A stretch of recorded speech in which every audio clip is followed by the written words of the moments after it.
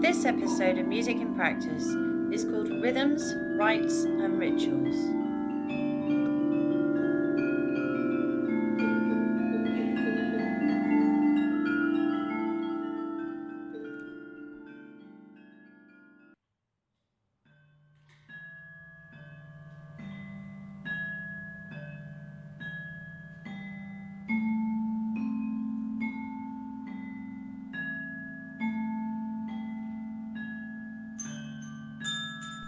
At the school where I teach, the youngest students spend some time studying Indonesian music. We approach it by looking at the culture and trying to recreate the sounds and music of gamelan by using gongs and metallophones. The kids enjoy it as it's a different sound world and has meditative qualities. It can be quite soothing and calming, as well as being educational and interesting. I've just been watching some of the footage of the recent conclave, the ancient process of electing a new pope. As the cardinals were processing into the Sistine Chapel, they were chanting the responses to a psalm following the choir's lead. It's prayerful and very repetitive.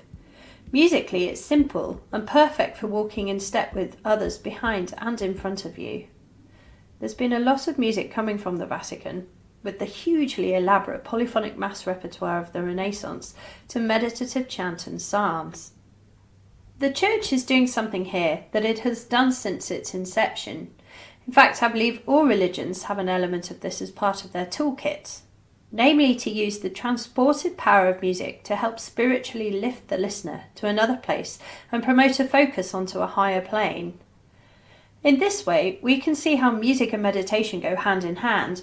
The creation of an atmosphere is pivotal, and music can help to create a shared experience. Whether you see yourself as a spiritual person or not, being moved by music can help us connect with an emotion or an idea, and in some cases, feel a connection to a higher presence. For this episode of Music and Practice, I spoke to my mum, a person well placed to discuss the life of a musician in a religious setting. Mum was for years a canon precentor on the cathedral chapter in the city of Bristol. This position oversees the music and the liturgy. More recently, Mum and Dad have returned to Yorkshire, my childhood county, and she has been helping out in a similar fashion at Ripon Cathedral. As well as once being a professional musician, she used to be a concert pianist and teacher, she trained for the priesthood at the earliest possible opportunity for women and was ordained in 1994 with the first set of women priests. So she is perhaps in a unique position to join in our conversation. I must add that we recorded this interview just after Easter at their new property, which has access to the banks of the River Nid in Nidderdale. We opened a bottle at around dusk, just after the kids had gone to bed, and immersed ourselves in the nature that surrounded us. There's plenty of background noise. You can hear the river bubbling past, and there's plenty of birds and bleating sheep from the fields as they settle in for the night.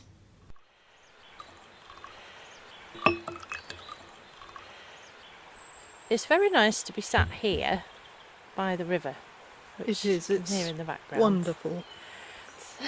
A great change from living close to the cathedral and now 30 minutes away, so I'm not quite as tuned in to all the choral evensongs and all the sort of musical events that perhaps took place at the cathedral, because you've got to travel a lot. And it's interesting with the life of music and liturgy in a cathedral, because it can so easily become the god rather than actually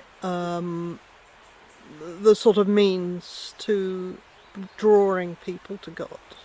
And it's easy for me to draw it to become the first, you see, where I get so keen on what's going on in the services and what's going on in the musical life of the cathedral that you forget what you're meant to be about. Yeah. So it's a delight really just to be able to be down in this lovely area that we're sitting in now, and to feel how close you are to creation and the creator really. Yeah. And the music of the river. I don't know whether it's coming out on the tape, but the music of the river and the nighttime birds as they get stuck into having a quiet night. They're singing, some of them, and going to bed, that you are so close to the rhythm of nature and life, really. It's lovely. It is I hate to, use a cliche, but it is a rhythm in its own right, isn't it? So you see the seasons, but much more than that, you see every day the rhythm of the day. That's it. And the time of day. You use the word rhythm. Yeah. As I did probably, but it's so important in the life of worship, really. The rhythm of life actually is a course that was running in Leeds Diocese at the moment, and has been for a number of years. It's the rhythm of life in Lent, the rhythm of life in Advent, and now we're in Eastertide, the rhythm of life. And it's a very good thought, because music itself in the choral evensongs provides its rhythm for us as we go and worship. And so the choice of music, the quality of how it's delivered, can draw you closer into the rhythm of life somehow, and the life of the Creator God. So it's got an absolutely fundamental task to do as music in worship, I think. Oh yeah, absolutely. And certainly as an outsider who's never really been totally involved in cathedral life and things, but you certainly see the choir schools, say, and the idea of succession, where you get the brand new choristers coming in and then they become a part of the main choir, and then they grow through the years, and their routine and the repertoire that they learn and the sort of experience, I suppose, that they have being treated as professional musicians at such a young age, but the discipline that they gain from that is such a brilliant transferable skill. So even if they don't go on to become lay clerks, say, or continue on that path, they have gained such a lot. That's a spin-off, really, for what it's all about. Yes. That it all serves the one thing, which Yeah. is to enable people to worship God and to give God the value that his or her or its value. Yeah. And so you've got to do your utter best as well as they possibly can. This valley, this dale is full of churches, and you've been, especially in Nidderdale, you've been wrapped up in the parish work. That's in fact sort of where it all began as a parish priest a number of years ago. And obviously you've always had the same mindset that it's always going to be as good as you can make it, and it's about excellence and it's about worship. And music's played a massive part of that on a parish church level as well, trying to draw from a community, a small Yorkshire Dales, slightly James Herriot style community. So how did you find that? Because it was a success for you. I suppose that the important thing is to start where the people are always, and if you go into a small Dales village, so you've got to do things that appeal to them, that will touch their hearts, really. And on one level you could say that could be very cheesy type music, maybe, or it's sort of like a balance of music. So the brass band world is full of Salvation Army bands and bands that have been associated with churches, and when they come, that always opens up the hearts of the people when they play for hymns. So it was good to do that, use the bands, use brass, and to get people singing with brass. They love it, especially the hymns. They love that. They're still open, obviously, to music, because we're human beings, and music is what we're about, really. The rhythm of the heartbeat, it goes right through everything, doesn't it? Yeah, absolutely. And the music. But praise bands and I suppose guitars, very rhythmical, so it appeals immediately. That's one way in, and you can use that sort of music, I think, if it's done well. Same as everything else, if it's done well and thought through, and you know what your aim is, you're doing it for the praise of God, then I think it's got a part. Music was absolutely vital for my own spiritual life. If I'm lucky, I'll drop across a piece of music that suddenly speaks to me and will work. But that is not always the case at all. And so I quite will like silence, Yeah. or even just a said service and being with other people in a quiet way Yeah. is good. But silence and music are often very good bedfellows, so that if you've got some silence and then some music is introduced, and it could be a single flute or a single harp or whatever, that can just do it. Yeah. So The power of that. Yeah. When we teach the elements of music, we always have silence as one of them. Oh, do you? Yeah, because it's such a powerful tool. If you're writing film music, say, Yes. the use of silence in that speaks volumes. Absolutely. And when you're in a space which is completely dedicated to the worship of God, and it can be a small space or it could be a large space, you have acoustic quite often with these places. Yes, that's a big and it's a big driver addition. And it's also a tool, and you can use that very much to the advantage of the repertoire that you pick, say. Or even, I think you might have just said it, you can just walk in to a vast building, cathedral let's say, but you can almost feel the acoustic, can't you? Somehow there's something about it. Yeah, absolutely. But that combined Sound. with other senses, like let's say the sense of smell. So if you go into a cathedral and there's a bit of incense smell around, and you've got this sense of the large acoustic echoing around.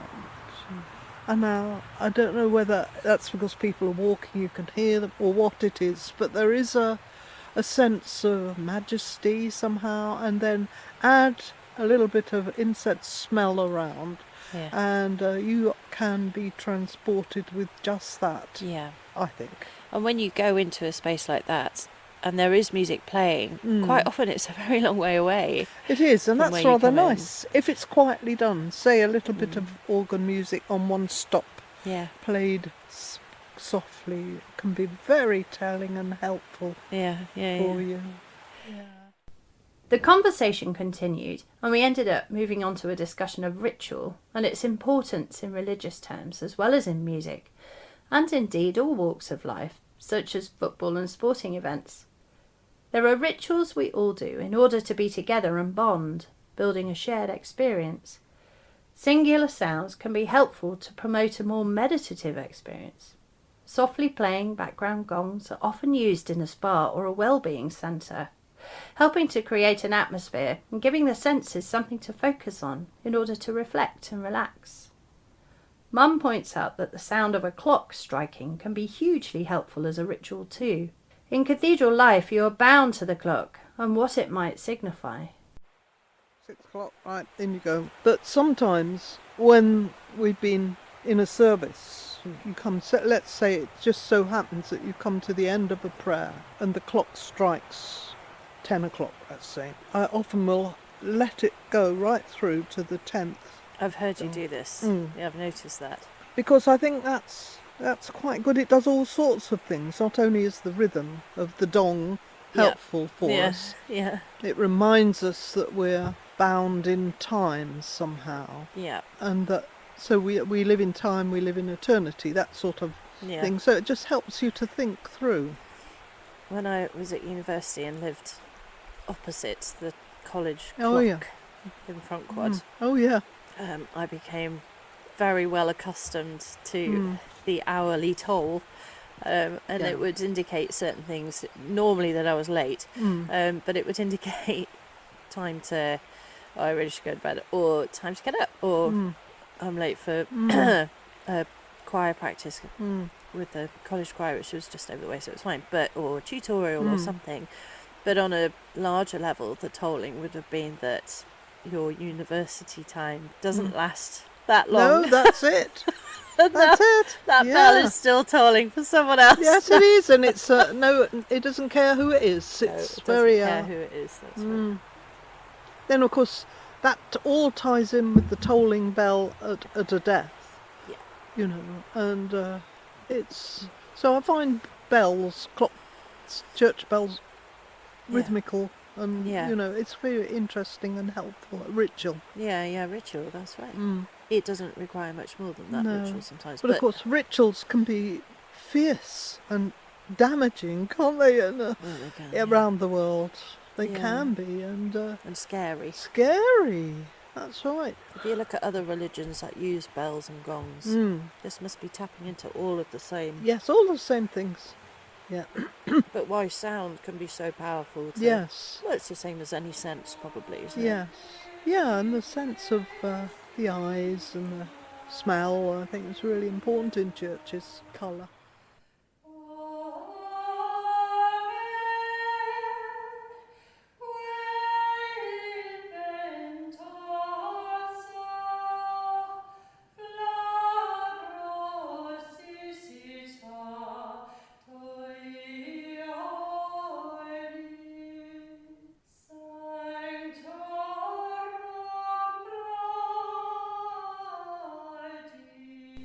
The act of making music can arguably be ritualistic in its practices.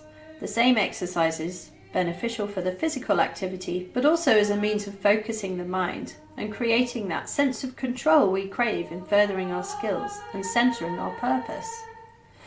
In this respect, the art of practicing an instrument could be seen as a mindful activity, an opportunity to relish the here and now and remove extraneous thoughts while observing our own feelings, responses and sensations. A focus on breathing is key to these meditative activities, as it is when working on an instrument, even an instrument that doesn't require breath to produce its sound. There's a good friend of mine from university days, Dr Laura Balfour. She works for CAMS in the Cornwall area. She has led a full life and has 4 boys at home, as well as a full-on career. I was astonished when she recently announced to me that she's taken up the violin and has simply had to know a bit more. How could she possibly find time to prioritise such an activity? But of course it is a priority when she leads such an exhaustive lifestyle to find time for herself and promote a moment in the day that is dedicated to her own personal well-being. It seems that if you can find time for this, then your performance at work and your parenting skills are enhanced, and the brain gets a chance to re-equip itself for the next set of challenges. We had a chat online about all these issues, and where music can lie right in the centre of a busy schedule. So there's a fantasy about being able to play the violin that is around somewhere, and I don't know what that is originally linked to, but I shared it with Dan, who is my partner, when we were at university, and he bought me a violin, and I think he bought it in the Christmas of 2003. I very briefly had some lessons when I was expecting my first baby, and the person who used to teach me lived on a houseboat nearby and was friends with Jenny Murray off of the radio, off of Women's Hour. So I thought that was like probably the coolest violin teacher you could ever have, because she, had some link with Jenny Murray. But I didn't really get anywhere at all. And I was obviously completely preoccupied with having a baby and didn't have the space for it. I've then carried the violin with me through more house moves than I can actually count, really without opening it, but thinking, oh, that's my violin. At some point I would want to learn to play that.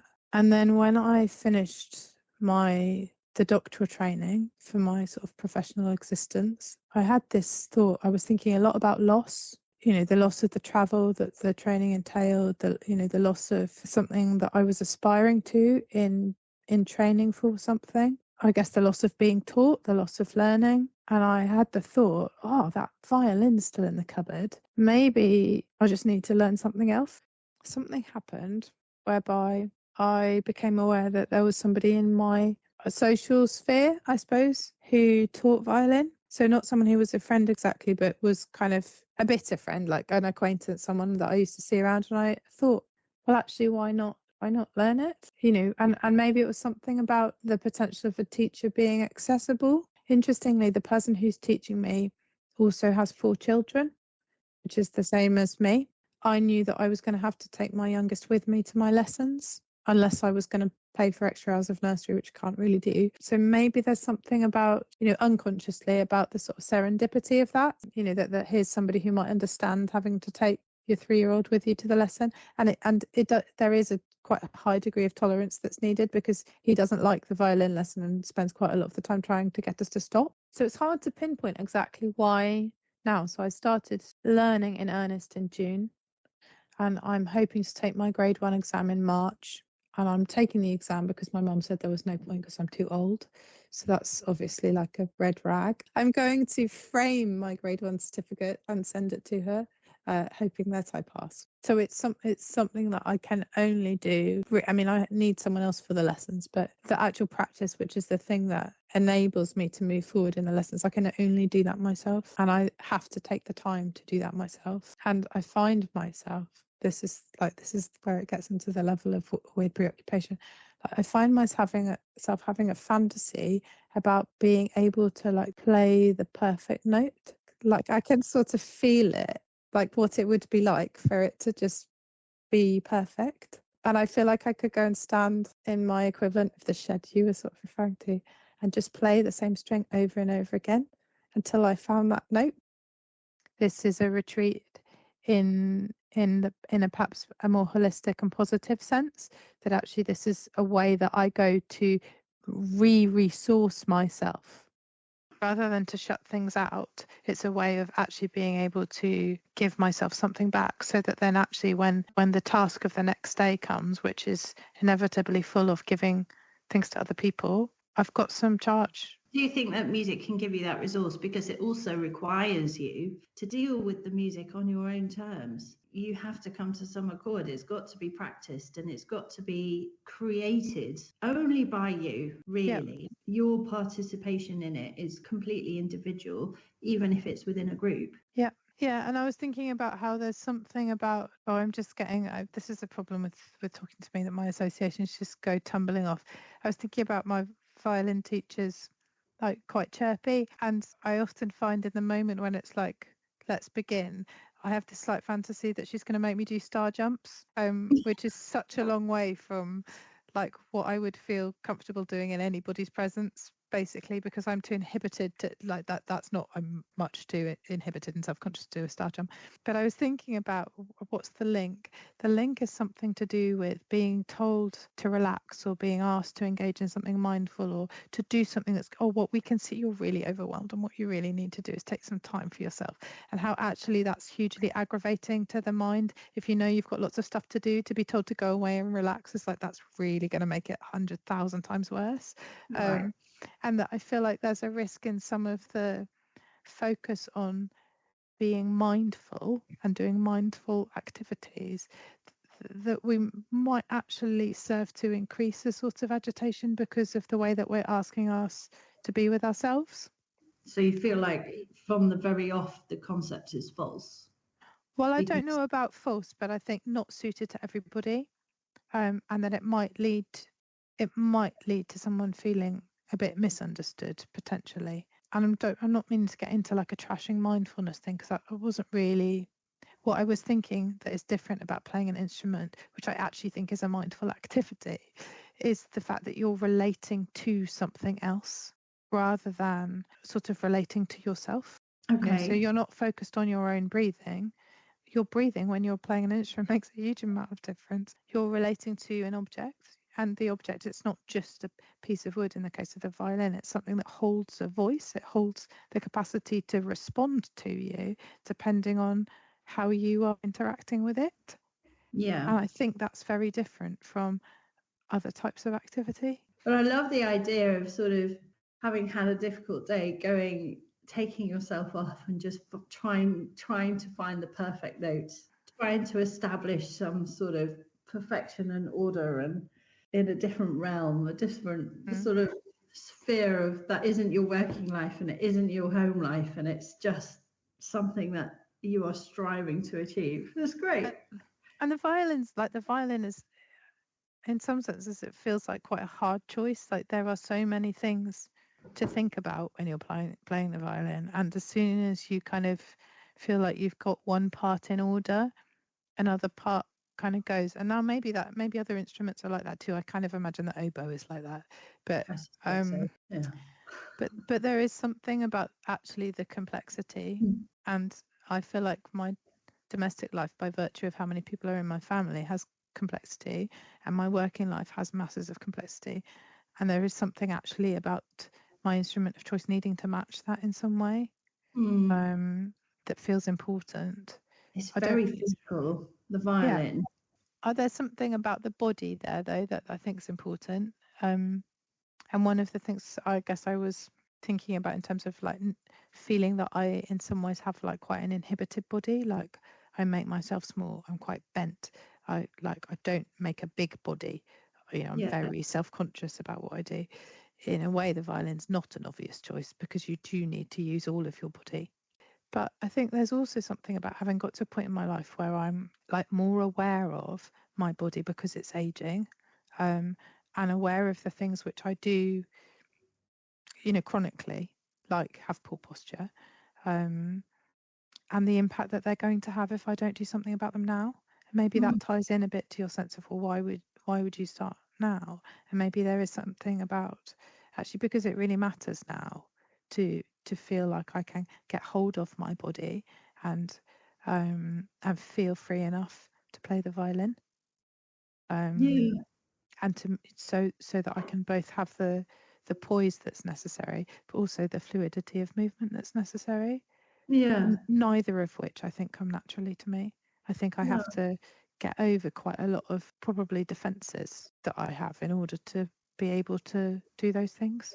Yeah, what I love about that is that you're recognizing something that's happened to all of us, let's face it, at this point in our lives anyway, especially when you've had 4 children or a number of children, and that you're not scared to tackle it.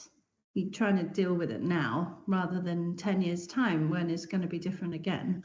Adult learners take up instruments again. It's because they want to keep their mind active. It's of a similar kind of idea. I'm wondering about that. I mean, maybe whether that's a motivation or not. I mean, maybe it is somewhere, but I think for me, it feels more like it's soothing to the mind than stimulating to the mind.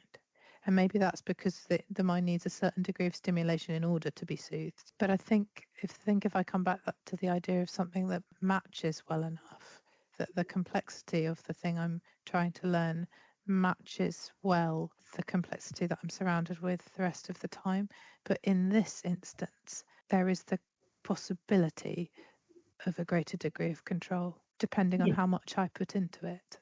Yes. And that's where the desire is so important, isn't it? Because actually it's, unless you really want to practice, unless like you've got like that drive and desire to do it, then it's another task and it adds to your complexity. It's no good. You know, that's not going to help, is it? So there's something about it being able to really desire the space, the time that it takes, the mental effort.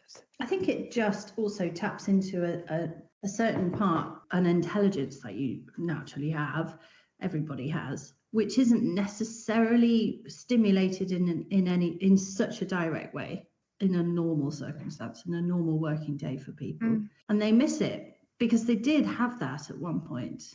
Anyone certainly who's been educated in the UK or has been exposed, and I don't just mean listening to music, I mean actually the practice of it. The taking You're thinking about like recorder lessons at primary school? Absolutely. Yeah. I mean, everyone, will take the mick out of that, and with good reason in lots of cases, but equally it provided at least the hint of an open door for a lot of people. And that, I think they missed that, because once you're a kid, these things are open to you, and then as soon as you become an adult, doors start shutting while other ones open. And they tend to be the ones that are straight in front of you open, and the ones on the side are shutting slowly. You have to make the effort to open them yourself. What I discovered with the recorder was that I couldn't necessarily play the notes of music, if that makes sense. I couldn't necessarily follow what I was being told to do, but I could play you any tune that you told me. So if you said play this, I could find it on the instrument. So that's I suppose so gratifying to have that kind of oral skill. I couldn't tell you what note it was. I could just recreate it. Yeah, you could do the intervals and you could sing it back. Therefore, you could kind of play it back. Yeah. It's like an act of translation, isn't it? So if that discovery maybe is almost the most important bit of all, in terms of having the confidence to believe that with practice you might actually be able to master an instrument, and never then had the application to practice to actually have any mastery. Until more recently, I don't have mastery, but I have the desire. So I think it's interesting, isn't it, that the bit that I took from those recorder lessons was the fact that I could actually take one sound from over there and put it over here, using my mind to sort of translate it. Yeah, you're right about the translation thing. I hadn't really thought about that. I mean, we talk about music as a language all the time, and that completely, the idea of you being able to sing a tune, play it on the violin, and then be able to play it on the recorder, it's all motor skill. It's the same tune, but it's reinterpreted in a different physical way. Ritual's really interesting. So when I was a kid, my parents had a piano at the bottom of the stairs. And I was quite an anxious child. I found it really, really difficult to do things on my own. I'd like to drag my little brother with me everywhere I went. And I used to particularly find going to bed difficult. And I used to have to play a bit of Beethoven on the piano. This makes me sound terribly musical because, as a child, this is not musical genius. This is the fact that I had learned. It's the really famous one, the da da da da da da da. That one. I'd learned to play that, a couple of bars of it on the piano, and I had to play it exactly right and get up the stairs at exactly the same way, so that I was there at the right moment, that it stopped resonating before I would be comfortable to go to sleep. And I think the reason I was thinking about that is that that's a bit of a obsessive compulsive ritual, but it was a ritual that was really, really important to me as a child. Yeah. that I needed to make this sound and get to this certain point. Yeah. Before I could feel that I'd put the world right. Oh. And I think it's something about actually how little control you have as a child. If you can make something sound a certain way, and then you can move your body to a certain place, you've sort of secured something. Yeah. And I think that's what it was all around. The ritual gives you a sense of things being in the right place, and in a world where everything can feel like it's not in the right place, where you can very quickly feel that we're approaching the apocalypse. You only have to scroll on your phone for about 2 seconds to feel like it's just doom everywhere. Actually, ritual, I think, can be really, really important in containing us and enabling us to just keep going, because hopefully tomorrow will involve making some porridge for somebody and doing someone's washing, and if you're lucky, getting to practice your violin in the evening. And I think that bit from my childhood was about that too, about making something the same, having something that you can do, that you're in control of. A bit like saying a Hail Mary or equivalent. The ritual side of things fascinates me with music, I think. And also we frame things with music. So you have a rite of passage somewhere. We like to mark a birth or a death or a wedding or any of these big rites of passage. We often have music that we associate with that person, and they're so strong. They're the most emotive bit often. What's really interesting about that, though, is the difference between when you have music that you hear and partake of that way, and when you have music that you can join in with. And I, for myself, and this is, I appreciate will be different for others, I don't feel like it's been a really good funeral, for example, unless I've been able to sing. But I need to be part of the music with other people. I need to belt something out, because there's something about the expression of emotion through music and being part of it rather than in receipt of it. Well, people who go to sporting events, football matches, cricket matches, they must feel the same. That's why they spontaneously start singing these things. Yeah. And everyone will join in. They can't stop it.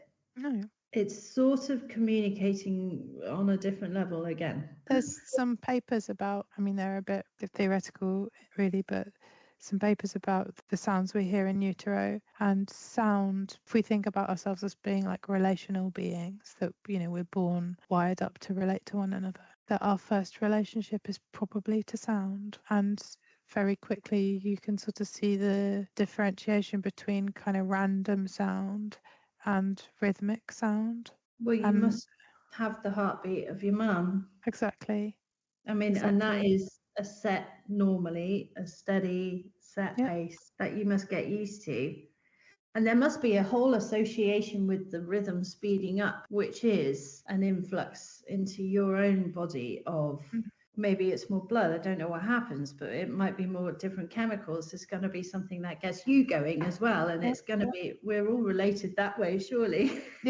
Yeah, but it's so interesting, isn't it? Because there's something about, like, you know, the very necessarily, obviously, embodied nature of being a human being, and in our language and in the way that we think about ourselves, we almost inevitably end up separating things out. Like, we talk about sound almost as if it's just something that we hear, as opposed to being something that we feel and is necessarily an embodied experience. I hope you've enjoyed this episode of Music in Practice, and if you have had any thoughts or stories you'd like to share, then please get in touch with us at musicinpractice@gmail.com. Thanks to Canon Wendy Wilby and Dr Laura Balfour for their thoughts and experiences, and of course to Pete Slater for his ongoing IT help, the music making students of St Mary's, and Chris Kennedy for the title track Halo. Until next time, keep practicing.